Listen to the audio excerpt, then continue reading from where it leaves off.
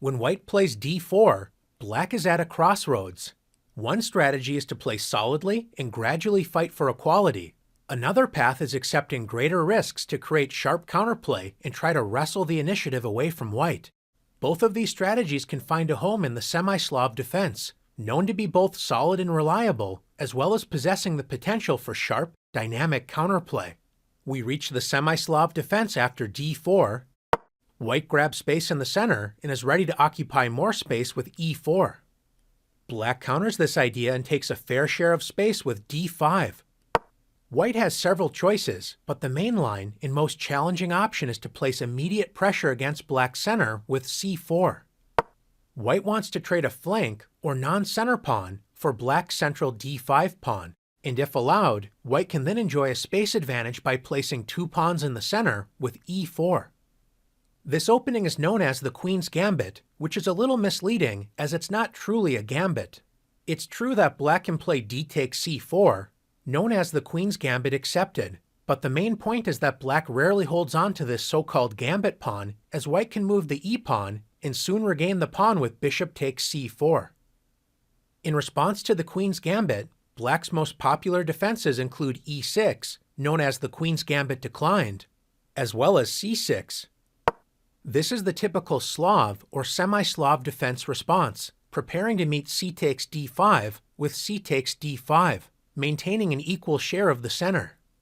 White sometimes plays knight c3, which can transpose to the lines we'll soon examine, but white's most popular and flexible continuation is knight f3, developing a piece and controlling the center.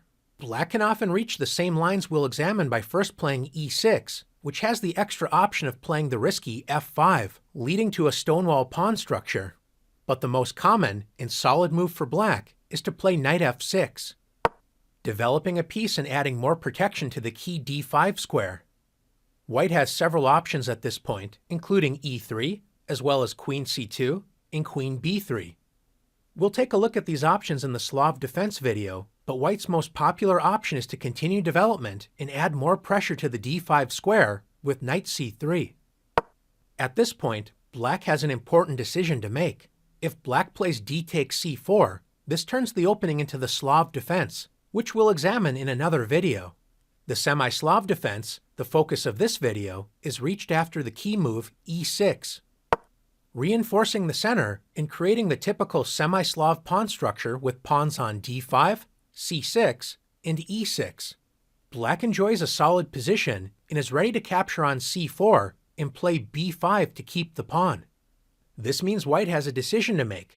One path is to directly challenge the semi-Slav with the ambitious bishop g5, or else try to keep the position under control with the more positionally minded approach, e3.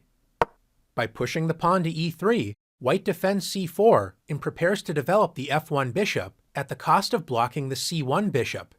Black's most common response is to develop the other knight with knight b to d7. Continuing to develop flexibly and waiting for white to move the f1 bishop before capturing on c4. If black captures this pawn too early, white will only have to move the light-squared bishop once to develop it. White's most popular continuation is to actively develop the light-squared bishop with bishop d3. We now reach the popular Moran variation in the semi-Slav defense after black plays d takes c4. Gaining time against white's light-squared bishop and preparing to expand on the queen side at the expense of giving up the central stronghold on d5. White naturally captures the pawn with bishop takes c4. You may wonder if black's bishop on c8 will ever see the light of day. We now see the key idea in the Moran variation. Black grabs more space on the queen side with b5, gaining another tempo against white's light-squared bishop and opening up a diagonal for black's light-squared bishop, when it usually moves to b7. Since black no longer has a pawn on d5, controlling e4, white moves the bishop to an active square with bishop d3, preparing to grab space in the center with e4.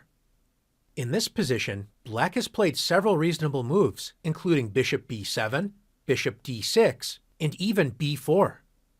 Another solid option for black to play is a6, solidifying the b5 pawn so black can prepare the thematic pawn break, c5. White typically seizes the chance to put 2 pawns in the center with e4.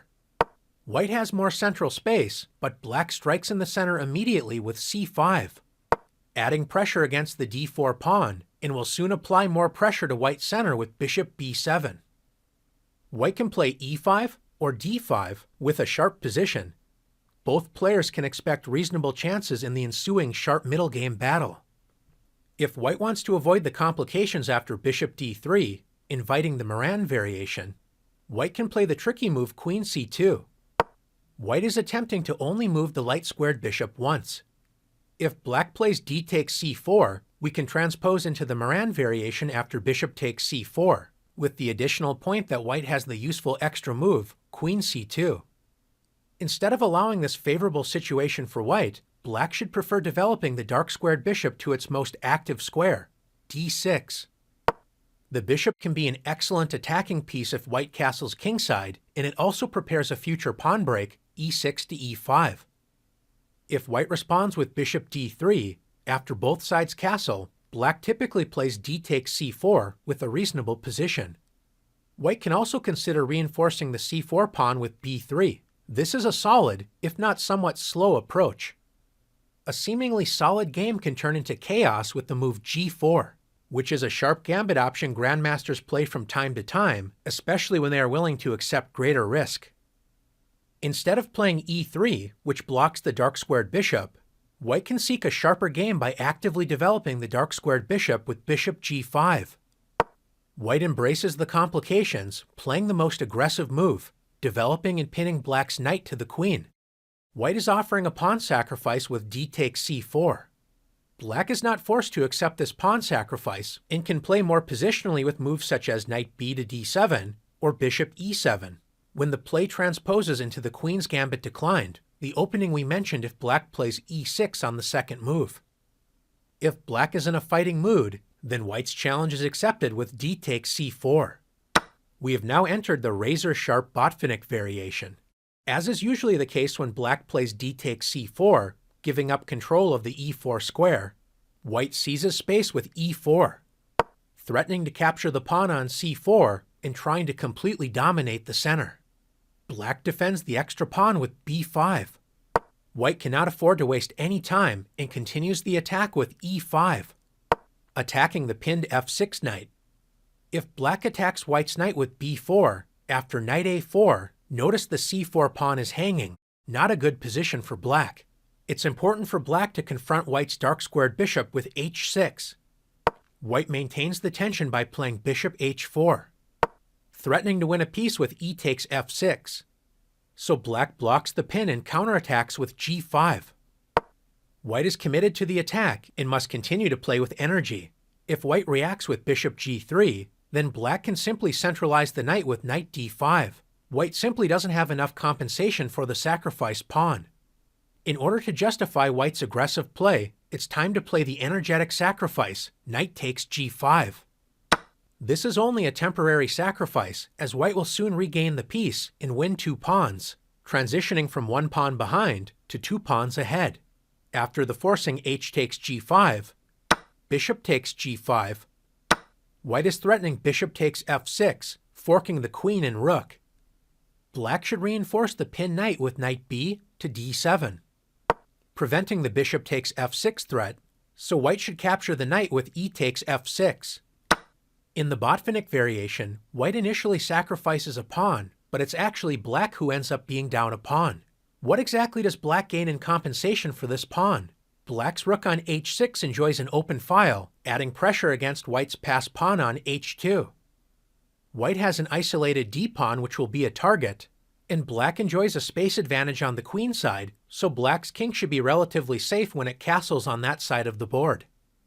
This plan is put into action with bishop b7, developing the bishop on the long light-squared diagonal, preparing to open lines with a well-timed pawn break, c5. White could play the passive bishop e2, but this allows black's light-squared bishop to dominate the long diagonal. So the main line is g3, preparing to fianchetto the bishop to fight for control of the long light-squared diagonal. By playing g3, white's rook on h1 is temporarily vulnerable on the long diagonal. encouraging black to play the strong central counterstrike, c5, counterattacking white's center, as well as revealing the bishop's attack against white's rook. White's rook does not want to leave the h-file, which is currently protecting the passed pawn on h2. So it's important for white to block the diagonal with d5. White closes the long diagonal and prepares to play bishop g2 on the next turn.